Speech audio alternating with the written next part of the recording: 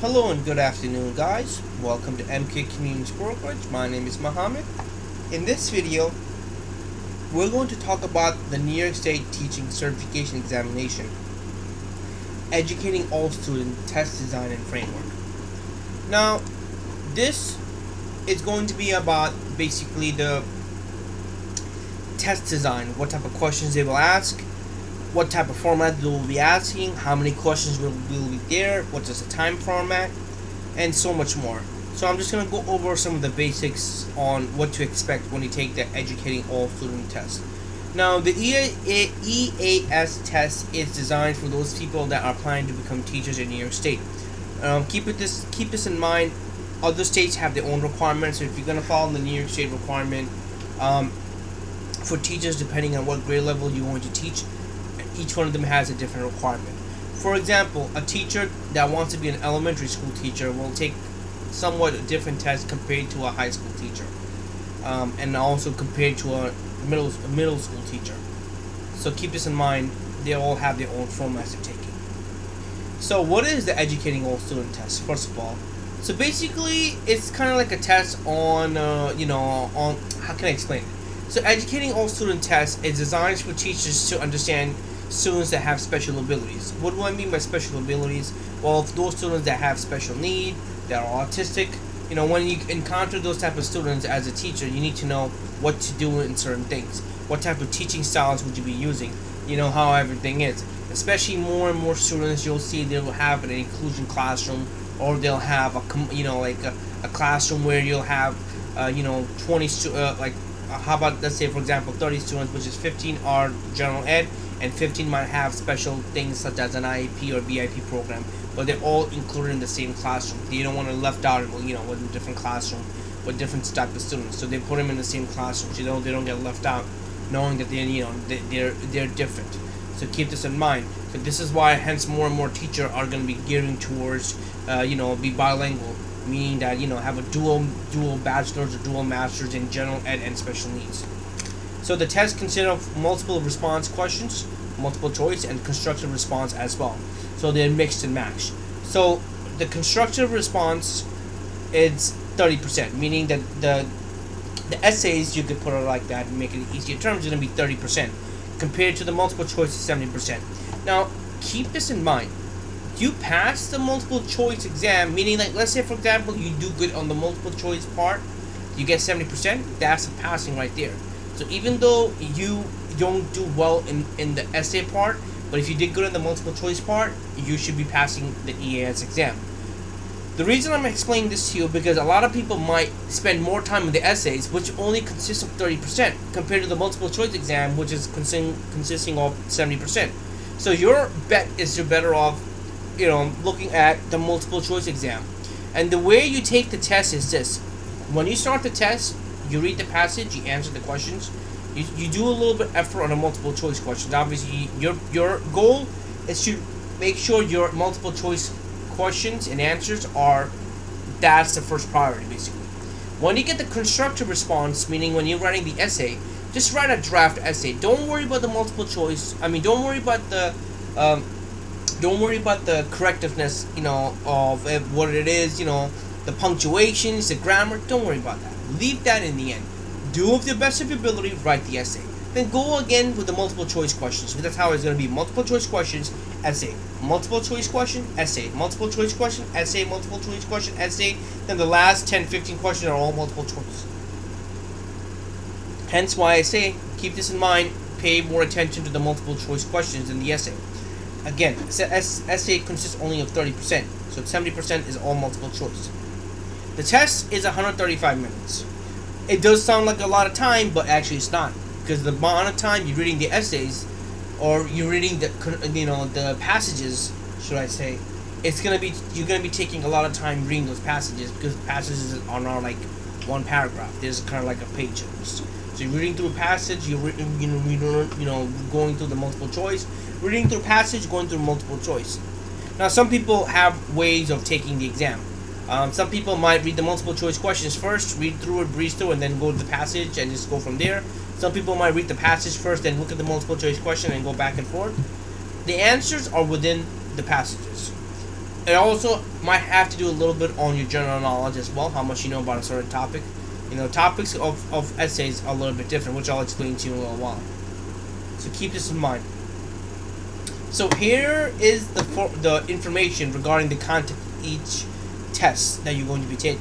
So you're going to be taking the diverse student population, English language learners, students with disability and other special learning needs, teachers' responsibility, and school-home relationship. Obviously, you're going to have about 42 questions in the multiple choice, and it's going to count towards 70%. So which means that these three are the bulk. Diverse student population, English language learners, students with disabilities, and other special learning needs. And obviously, the constructive response is 10, 10, 10. You're only going to have 3 essays, basically, which is 30%. As you can see, this is the bulk of it. Keep this in mind. Make sure you do good on the multiple choice exam, which is going to be your decision making on passing the test. Now, if you go through the diverse student population, English language learners, the essays are based on the passages that you read. So basically, what they're going to do, I'm going to give you an example right now. So we're going to go with English language learner. So the passages are going to be about English language learner. You can say, and that's a student that came from such and such country. This is the first time she's over here, and she's trying to learn a language. She has speech therapy classes. She has a hard time learning. She has a hard time making friends since they're all native speakers, and she has a hard time speaking the language. So example I'm giving you. And the essays, the question is going to be, what can Anne do? What can the teachers do to help her become better? What type of positive things a teacher could do in her, stuff like that you're going to see in the questions. And when you go through the passages, meaning when you go through the passage and reading it, and then you're going to have the essay mark questions when they're gonna ask you, such as what can a teacher do to make Anne a little bit better? What can you do to make improvement much more than what you already have? And when the tactics that you gave to help her improve, how can that help out in a general classroom? So that's how the questions are gonna be in the constructive response items and everything. So keep that in mind. The essays will be geared towards these 3 topics, should I say, right here. So again, 3 essays on these 3 different topics. Now again, educating all student tests is designed for all these 5 topics over here. The more knowledge you have, the better it is. It's not only just taking the test, obviously you need to learn this when you're teaching in a classroom. It does help out a lot. What else? Performance expectation, New York State educator standards, the characteristics, strengths, and needs of all student population, and effectively uses knowledge of diversity within the schools and the community to address the needs of all students. Basically saying that the more you know about the general topic, it helps you as a teacher as well. Educating all student test framework. This is the performance indicators they might use. Performance indicators. Again, these are performance indicators on the certain competencies, which are from these, obviously 1, 2, and 3. If you want, you can read it to your own. Obviously, it does help out.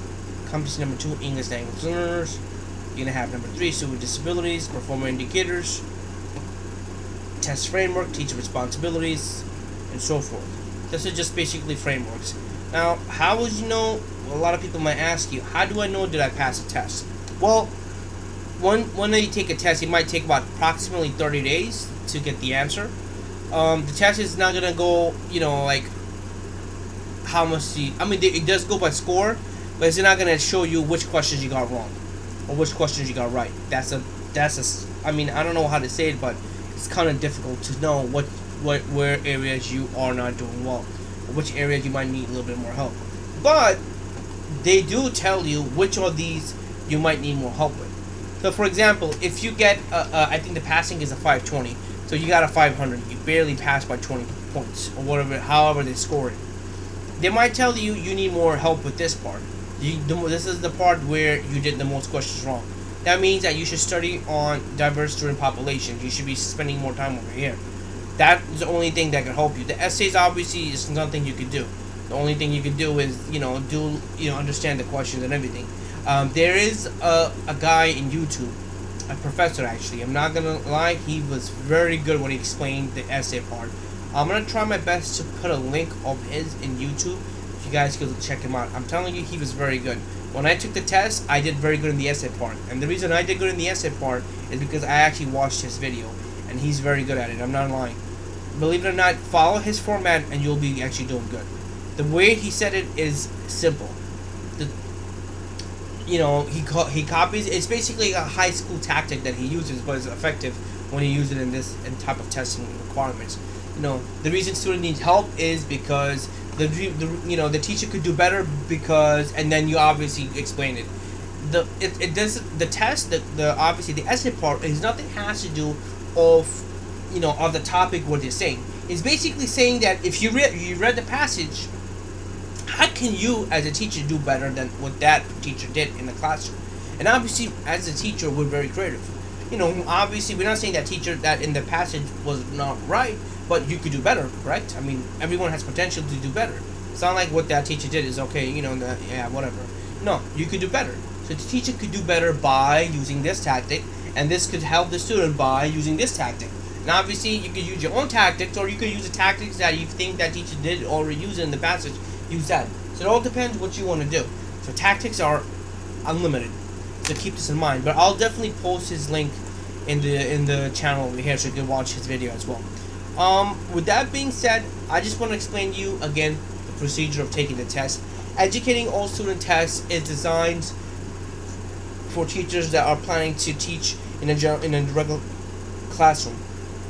This is something new. This test has came out approximately like 3 to 4 years or almost. So it's a new test framework. The test will keep changing the names, but it will be the same format.